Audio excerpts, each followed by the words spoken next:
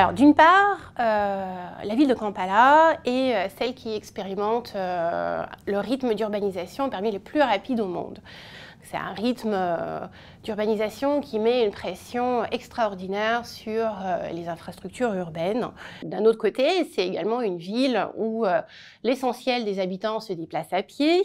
Le commerce de rue, également nocturne, est extrêmement développé. Cela pose un certain nombre de problèmes de sécurité, notamment aux piétons. Par ailleurs, Kampala affiche une volonté politique forte pour réduire ses émissions de gaz à effet de serre en ligne avec les engagements du pays dans le cadre des accords de Paris. À ce titre, Kampala a été accompagné par l'AFD et par Expertise France dans l'établissement d'un plan d'action climat qui détaille un certain nombre d'investissements prioritaires contribuant à l'atténuation du changement climatique. Et l'AFD a choisi d'accompagner la ville dans un schéma directeur lumière, mais aussi dans un projet de déploiement des infrastructures lumineuses sur 50% du besoin total de la ville, à savoir 20 000 points lumineux. Ce projet bénéficiera notamment en priorité aux populations vulnérables, à savoir les piétons, les commerçants de rue, qui sont souvent des femmes, et aux habitants des quartiers informels de Kampala.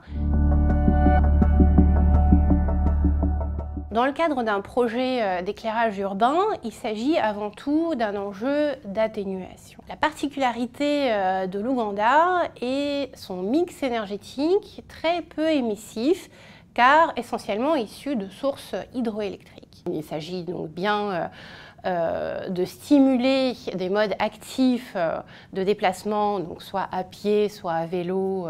D'autre part, également, ce projet va permettre aux commerçants de rue d'utiliser un éclairage public, contrairement à ce qui est l'usage aujourd'hui, à savoir des lampes à incandescence ou kérosène. Donc, potentiellement, l'impact en termes d'économie d'émissions au niveau de la ville est très favorable. Ciclia a permis de financer les études de faisabilité de ce projet, a aidé la ville de Kampala de prendre des décisions qui vont être bénéfiques pour l'ensemble des projets d'éclairage. Les études ont préconisé un mode de gestion délégué qui va permettre une réorganisation assez importante au sein de la municipalité à travers un système centralisé qui conduira également à un renforcement de ses capacités dans la gestion de ce type de contrat. C'est quelque chose qui pourra être par la suite utilisé pour d'autres services publics de la ville.